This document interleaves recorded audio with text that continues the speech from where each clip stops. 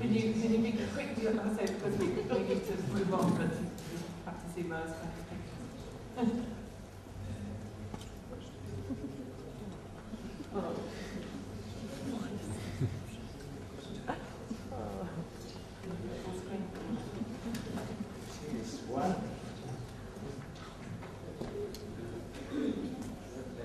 There are more pictures. 1,000 pictures during 2 years. And then Berlusconi has forbidden the diffusion the distribution of these pictures in Italy. And then a Spanish newspaper, El País, has published in the version of online these pictures. When 1 million of Italians came to the online version, and El País write all the articles in Italian and in English. Then this is a very important case where the contrast between freedom of expression, privacy, what is licit to watch, or interest to watch, or legitimacy to watch, this is the case where media education must contribute to a larger intelligence. Okay, thank you, Jose. I mean, I think the important issue here that you both reminded us of is that, although I asked the question about institutions, we must forget that there is, the citizenry, the polity that must also, there is a grassroots aspect to media education, which I take to be what Paolo means when he uses the word we. And we do have very interesting ways at the moment of subverting and of our own access, each of us individually or in our groups, to publish, to communicate and to use the media to our own advantage. There's a lot more we could say about that, but I'm going to move on, and we don't have that much time left, so I'm going to take the next couple of questions rather more briefly, but I think they're interesting ones that we should address. And we've talked sort of about media education, and we've talked about people learning about this and about putting it in the curriculum, but we haven't talked much about what age level we're talking about. Is this something that's just for senior high school students? Is it, as I would argue, starts at 2 or 3 years old and goes on? And also, what kind of teaching are we talking about? We had quite a discussion last night, in fact, about the relationship between media education and pedagogy. And I want to ask Jana to tell us about her views on whether does media education mean you actually have to have a different kind of pedagogy? Is it essential or not? I wouldn't say it should involve new pedagogy, but a good pedagogy. So the teacher itself should be creative to be able to work with an exciting media text and to make the student creative as well. We should be close to the students. We should participate in the discussions. If you just start to analyze the TV news from the previous day, you should tell about your own opinion as well. So it's a very new situation in Hungarian classroom as well, that the students want to know your individual opinion about delicate topics as well. So you should be close to the student, and you should be an open personality, not only because of these situations, but also if you teach media, you should include new contents in the classroom. For example, video clips, video games, mobile phones, things like that were not part of the curriculum in Hungary. They were like taboos for teachers and parents as well. And a special question. We had long discussions about the popular culture in the school, if it should exist there or we should exclude it.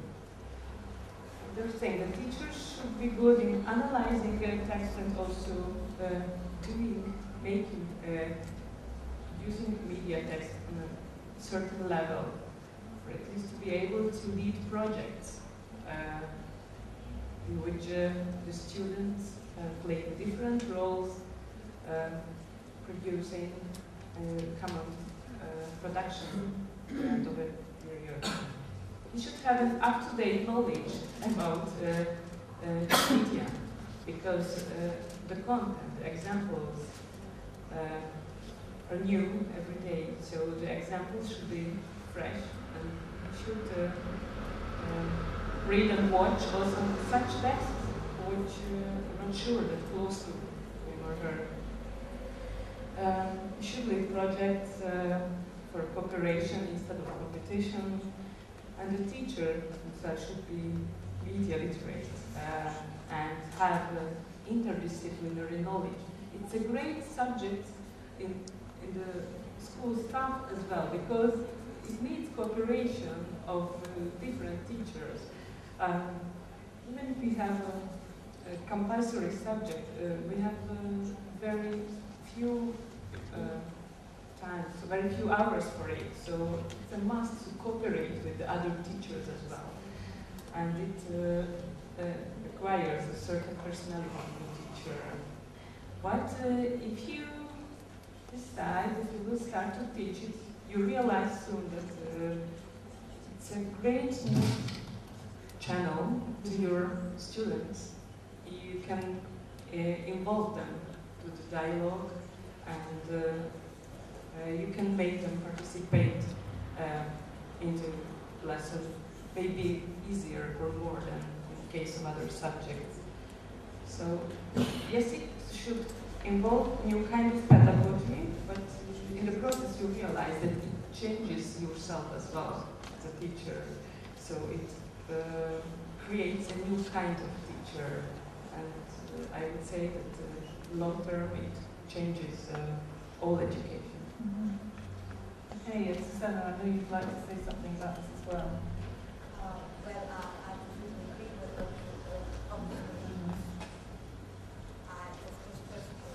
what what Zuzana has been saying, and this is what I sort of threatened you with before. It's this idea of this integrative media education and how it can change along, I think, 8 titles pedagogy.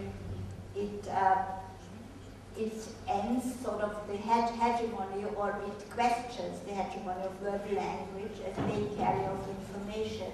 It introduces, of course, the idea of multi-modality by trying to consider all texts, visual, auditive, and the language as text.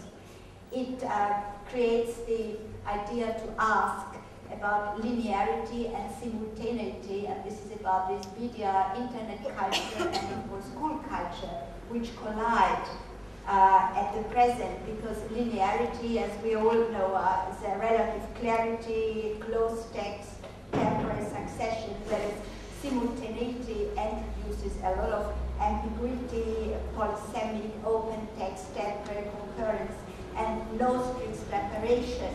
I, of course, for taking some aspects of cultural studies in there, what Zuzana has already mentioned, by eliminating the difference between elitist culture and popular cultures, because I'm sure that in nearly every curriculum we still have a canon of what is good and what is valuable, and many teachers, for example, German literature, say, no, I'm not touching anything else but just, what is valuable and what is artistic. It introduces analytical methods into all education, like semiotics, models to negotiate meaning, not only when you do media education, but in education as such. It deals with very important notions such as ideology, identity, diversity, very important notions nowadays in citizenship education. It tries to combine theory and practice. In my experience, Austrian teachers, a lot of Austrian teachers are very sort of antagonistic towards theory.